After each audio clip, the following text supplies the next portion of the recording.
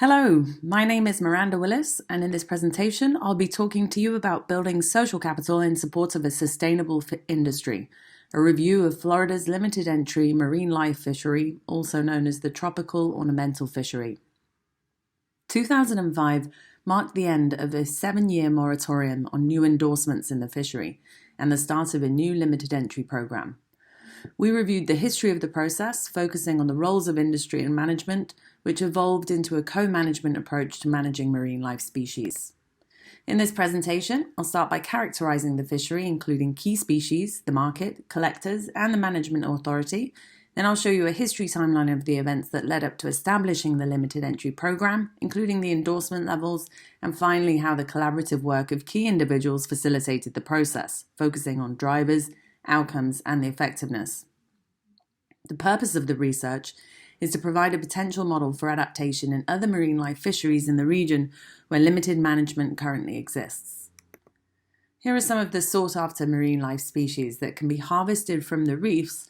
From left to right, along the top, a Christmas tree worm, a blue-eyed hermit crab, a four-eyed butterfly fish, a queen angelfish, a bluehead wrasse, and a peppermint shrimp.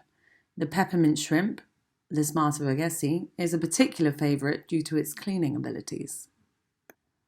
Marine life species are harvested and maintained alive. They're distributed via wholesalers, retail dealers, and aquarium owners. A shift from static to living reef aquaria has seen the demand increase for live rock and soft coral and invertebrates to colonise the reef. In terms of management, due to the complexity in a multi-species fishery, there is a low level of biological and ecological knowledge for most marine life species, which makes appropriate regulations difficult to implement. There are no stock assessments like in other commercial food fisheries, so standing stock can be difficult to measure.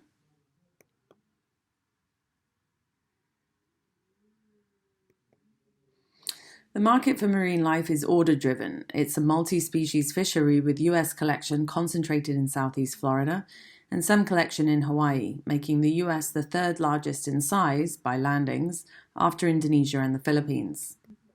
The Division of Marine Fisheries at the Florida Fish and Wildlife Conservation Commission is responsible for more than 500 native marine species, including analysis and rulemaking. Trip ticket legislation requires licensed saltwater product wholesale dealers to fill out a report form each time they purchase marine species from collectors. Marine life collectors are either divers or bycatch fishers, meaning they fish full-time in another fishery, such as lobster or stone crab, but collect marine life in their traps as bycatch. Collectors are represented by the Florida Marine Life Association, the FMLA. Several participants have high levels of local ecological knowledge, or LEC, either due to having lived and worked in the Keys all their lives and or studying the reefs in the areas for PhDs. So, now we've characterized the industry, let's look at what catalyzed the movement by marine life collectors to regulate the fishery. Angelfish. In the 80s, collectors noticed diminishing numbers of large angelfish as collection pressure increased along with the rise in popularity of aquaria. The FMLA was formed prior to the angelfish observation, so there was already a forum for collectors to voice their concerns, which they did in 1988 with a petition to the FWC based on the diminishing angelfish numbers. In 1990, the first marine life rules were established for commercial and recreational vertebrate and invertebrate species, including bag and size limits. In addition, an open-access marine life endorsement to the Saltwater Products License, or SPL, was adopted by the Florida legislature to enable better understanding of fishery participants.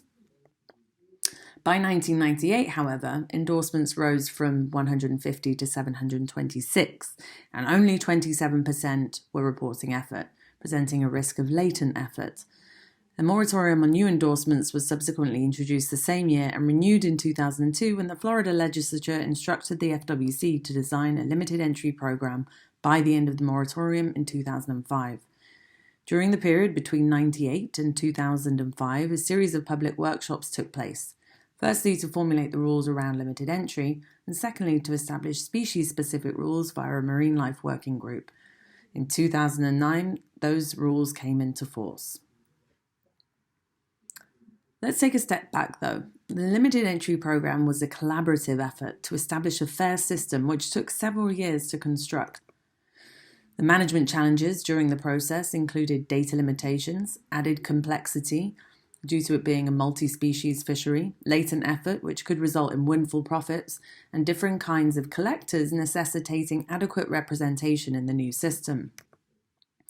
Due to its good and cooperative relationship between the FWC and the FMLA, there was already an established communication channel to utilise. Furthermore, members of the FMLA were proactive.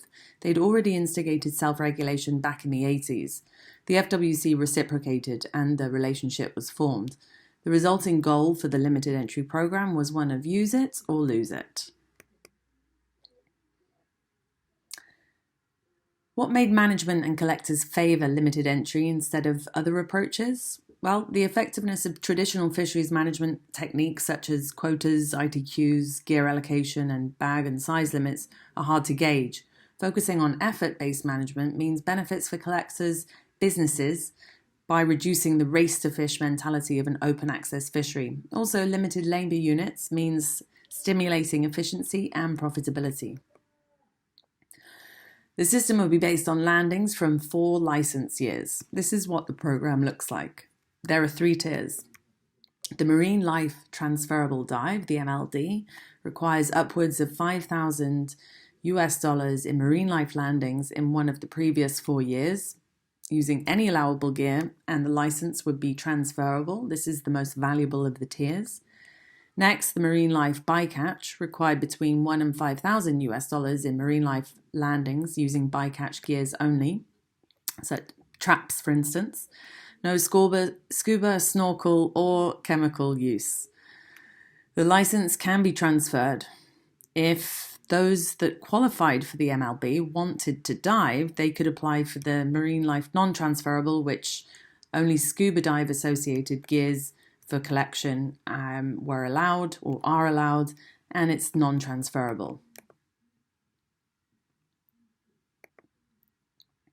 So what has been built in conjunction with the limited entry fishery? Co-management ensures regulatory acceptance and compliance based on trust. Management and conservation is more effective because the future stability of the fishery is a shared goal. Managers benefit from access to collectors' knowledge in a complex fishery, and collectors feel a sense of ownership and act as stewards of their environment. They have no interest in jeopardising their future business. The numbers of collectors as of 2020 stand at 148 from 726 at its peak. In 98, the size of the fishery is 20% of what it once was, increasing the value of transferable licenses concomitantly. Looking to the future, collectors are not concerned about the pressure on marine life species from other collectors. The fishery area is large and collectors are highly specialised. Individual collection sites are infrequently visited. More of concern are natural disasters and the perceived potential of closure based on the closure of the Hawaii ornamental fishery as of 2021. So that wraps up this presentation. Thank you for listening, and I look forward to answering your questions at the panel discussion.